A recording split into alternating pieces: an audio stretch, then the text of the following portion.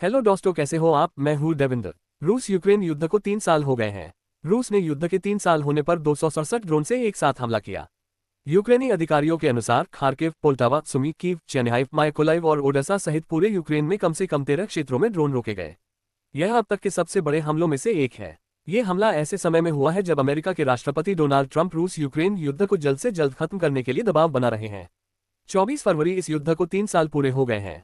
3 साल होने के बाद भी यह युद्ध नहीं रुक पाया है। युद्ध रोकने के लिए सऊदी अरब में अमेरिका ने रूस के साथ मीटिंग की, लेकिन पूरी दुनिया के लिए हैरानी की बात रही कि इसमें यूक्रेन को शामिल नहीं किया गया। युद्ध के 3 साल होने के बाद सवाल किया जा रहा है कि आखिर यह जंग कब खत्म होगी।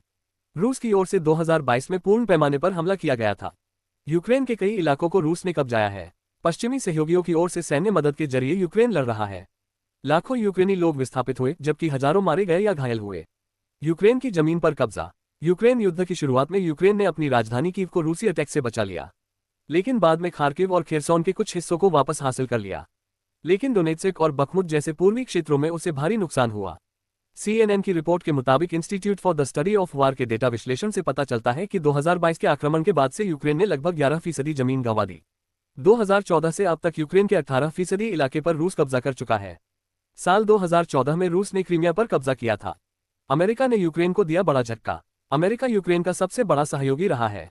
साल 2022 से अब तक उसने 95 बिलियन की सैन्य, मानवीय और वित्तीय सहायता दी है। लेकिन ट्रंप प्रशासन में यह मदद खतरे में पड़ सकती है।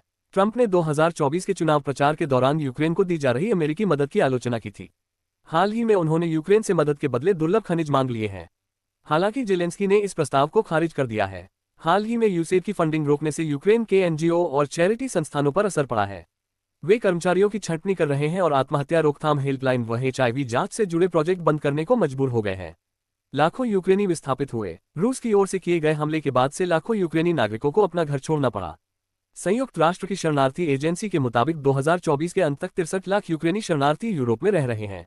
12 लाख जर्मनी में, 9 लाख पोलैंड में, 3.9 लाख चेक रिपब्लिक में रह रहे हैं। इतना ही नहीं, 12 लाख यूक्रेनी शरणार्थी रूस में भी रह रहे हैं। संयुक्त राष्ट्र मानवाधिकार कार्यालय के अनुसार यूक्रेन में 40,000 से अधिक नागरिक मारे गए। कितने सैनिकों की हुई मौत? यूक्रेन युद्ध के कारण लाखों लोगों की मौत हुई है। यूक्रेन के राष्ट्रपति जेलेंस्की ने फरवरी की शुरुआत में कहा था कि इस युद्ध के कारण 45,000 सैनिक मारे गए।